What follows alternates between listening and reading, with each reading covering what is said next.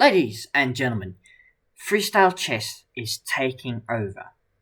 We had the Grand Slam Chess Tour, their first event happened this past week, and Chess.com has recently added Freestyle Fridays as part of their community events. If you're part of the community club, the Chess.com community club, you can play in these events every Friday. And that is what I did yesterday. But while I was playing, I came across a game so ridiculous, so insane, that one of the players got banned for violating fair play. With that said, let us get into it. So we've got two players, one from Brazil, who I've dubbed Pele, and one from India, that I've dubbed Virat Kohli, two icons of their countries. Pele 1707 and Kohli 1562. Now these ratings are their 960 live ratings, so it's not like a rapid rating or a blitz rating. And people don't play this a lot, so maybe they're underrated. And this is the position they were given. It was shuffled quite a bit. The queens are in the corners. The bishops are not in the right place. The knights are going to get to normal-ish squares. And for those of you who are unaware, 960, the king has to be between the two rooks. And when you castle, the king and the rook would end up on the squares that they would normally end up. So if you want to castle short, you've got to move the bishop, the bishop, and the knight. The queen can actually stay there because the king will end up on G, and the rook will just stay there. So you need to move the knight, you need to move the bishop, and then you can castle. Going the other way works kind of the same. And the reason this gets played is because you avoid all opening theory and kind of go straight into a middle game. So the game started with G3, which was a good move. We had C6 also. So the best moves. These players play the best moves straight away. But now D4, which is a slight inaccuracy according to the computer. G6 and F4, which looks natural. That pawn's protected. The queen's now open. And you're taking space in the center. Normal chess principles still apply. The center is still something you want to control. You want to control this area. You want to put your E and your D pawns forward. It's still something completely normal. Knight coming out is not great because E4. Great move. F5, the best move. We push and we hang a knight. Kind of. So, danger levels. Gotham Chess is very happy. We attack the queen. And here, you need to play knight to F3. Just play knight to F3. You develop and you're fine. Knight to G2 is too passive. The knight moves out the way and now you're under pressure. We push the pawn up, and they kind of develop pieces. So the bishop decides to remove the knight, but you've still got this annoying pin, and now the queen's coming in, but it's not the best move. Instead here, for black to fully capitalize on the advantage, they need to play short castles. Whoop, not that. They need to play short castles. So, yes, the king moves over one square. The king would move over one square, and then the rook would come here. And you get the rook on this d file, you can start cracking away. The king will move over, and you just activate your pieces as quickly as you can. Queen to c4 is not a great move, but it's fine. You're kind of looking to get in here, but the knight still protects everything. It does hit the rook, but, the rook will be protected by the knight. The queen gets booted, and the queen slides over after an exchange. A very brave decision, but, trading queens here, and king takes e2 is fine, but you can also play knight takes e2. Knight takes e2 is slightly the worst of the moves, because you're in an endgame now, so you can bring the king up. The bishop is rooted in here, but you can probably easily extract it, and it's just a level position. But instead, queen a4 check. We block with the pawn, the best move. The queen slides up, also good moves. These players are playing good moves. The rook slides over. I'm not so sure I would have done that. The best move here is queen e2, continue offering queen exchanges. But instead, the rook slides over. Now long castles.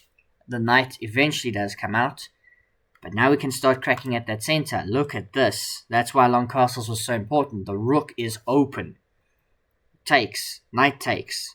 We push the pawn. I'm not so sure about this. You're not equipped to fight on this side of the board. So we strike in the center. We push the pawn. No, because now you know what you've done. You've allowed... There are two moves here. Black finds the second best move, which is bishop to a5, which wins the exchange. But what you also have here in a disgusting turn of events is knight takes c4. Knight c4, rook d5, winning the queen. If knight takes c4 got played, this game would have ended immediately. But bishop to a5. We block with the knight, check, king moves up, and the knight infiltrates. And we're just putting everything under tremendous pressure. We grab the knight and sacrifice the queen. Imagine taking a free queen and it's a bad move. What you need to do here is take the knight with check. We'll play like king d1, bishop takes, and now this is completely winning for black. But instead we take the queen first and allow the knight to come back. So the knight never got taken, the bishop retreats, and we grab the bishop now. So now, the material imbalance, black is up 3 points of material. We're down a queen, but we've got 2 pieces for the queen, which is probably not enough. But the king is still relatively safe. You know, the queen's got to find ways to infiltrate. As long as the pawn structure doesn't get wrecked, you can still create counterplay. I mean, you're much worse. Black is completely winning. Don't let that change you. And you know, 20 seconds though, anything can happen, particularly with a knight on the board. e6, we take the free pawn, but takes, and now here, I don't understand why you just don't go here. I do not understand why you don't just take the pawn. Like, you start breaking everything apart. Instead, we play queen b5, and now the rook comes in to... it's a mistake, but I understand the logic. You're attacking that. But you allow rook takes d5, which is what we get. And now, why would you offer a rook trade? You're down material. Why would you offer a rook trade? And the king moves over. The king moves over. And you might say, why is that a blunder? You hung a rook. Like, at least double. If you're not going to take, at least double. At least double. So, you know, here. King b8. And they're playing 3 plus 1. So they went down a second. So 2 seconds. King b8. Hangs a rook. Rook gets taken. Queen b6. Bishop, rook takes. Queen goes over. Knight infiltrates. Remember what I said about well-placed knights? And this is just the fork of everything. And there's probably a mate here. Queen f5 check. King slides over. And now what you do is, you can't give that check because the queen covers it. So you probably do something. Queen takes h3, still good. Bishop comes in, we give a check. King slides over, very good move. Queen e2. It's mate in 3 here. Give it a sec, pause the video, see if you can find mate in 3. There are 2 ways to do it. You can do it the fancy way, or you can do it the non-fancy way. The fancy way is to do it like this, where it takes knight here, where you sacrifice the rook for absolutely no reason.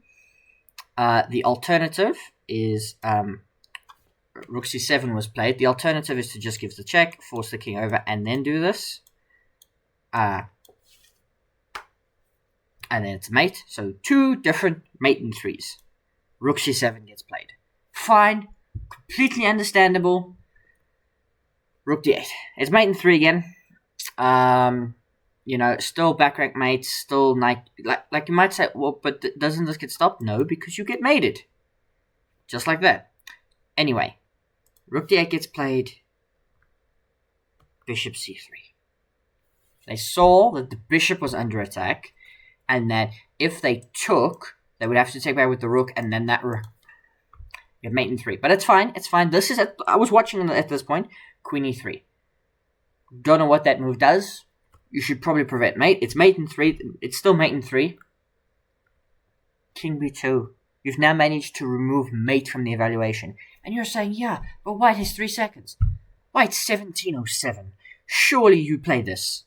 Surely you see these mating patterns. This is why you do puzzles. Like, you can't blame 960 for this. This is just a chess position where you have mate in 3 on the board for 3 moves in a row. Anyway, king b2. Queen e2 check. It's an inaccuracy, but at this point we don't care. As long as mate's not in the evaluation, king goes back, and we play queen e3 again. It's mate in 3. The knight goes the wrong way.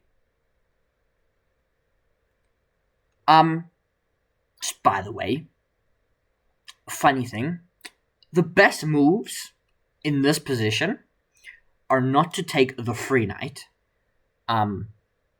but to play b5 or a6.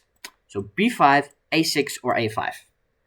Those are the three best moves according to the engine. The only move that is level, according to this, is to play b5.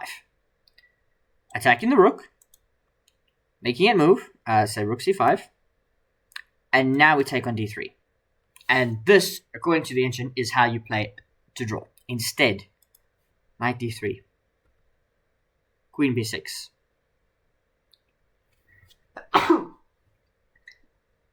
This game made me sick.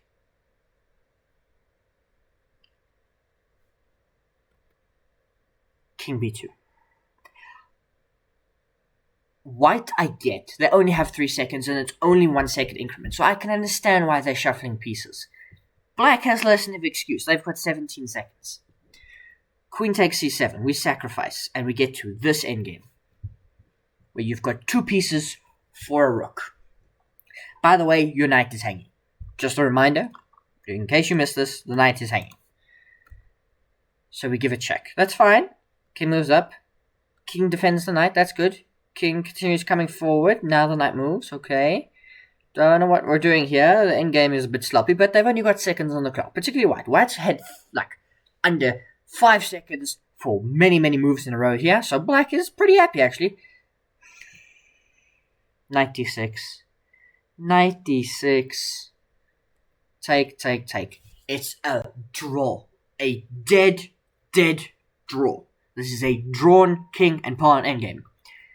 So you are thinking that I'm about to just fast forward and they're just going to draw, they're going to repeat moves. And yes, that is exactly what happens until we get all the way here where White throws the game.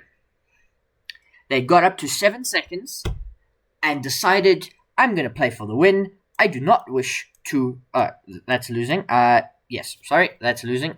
You need to play... G5 is fine. Also, King F3 is fine. A bit dangerous, but King F3 is fine. And also, is not pushing the pawn here fine? Yeah, pushing the pawn here is also a draw. Instead, we played F5 check, and we had takes, and king here, and Black is now completely winning, because you go here, and we push the pawn, and now you play A3, it's too late, H4. Best move, over here, take. King G3, King E5, King F4, King D4, King F4, King C3, and they played all the way here. Yeah. And Black played A5. Completely, inexplicably throwing the game. You're thinking, well, how do you win? Black, it's mate in 14. It's a BMW model. You just take this pawn. Take, and you go here. And they never catch this pawn. This pawn promotes, and game is over. No. A5. Take, and you can't take back, so we push. And guess what? I promote with check. King over, and now White just has to stop you promoting, which they do, and the king comes all the way, and unfortunately, there are no final plot twists, as we have check, and eventually, we have mate.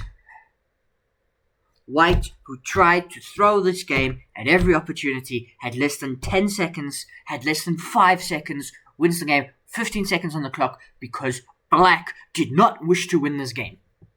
To the point, chess.com banned Black for violating fair play policy. So what do you think of freestyle chess?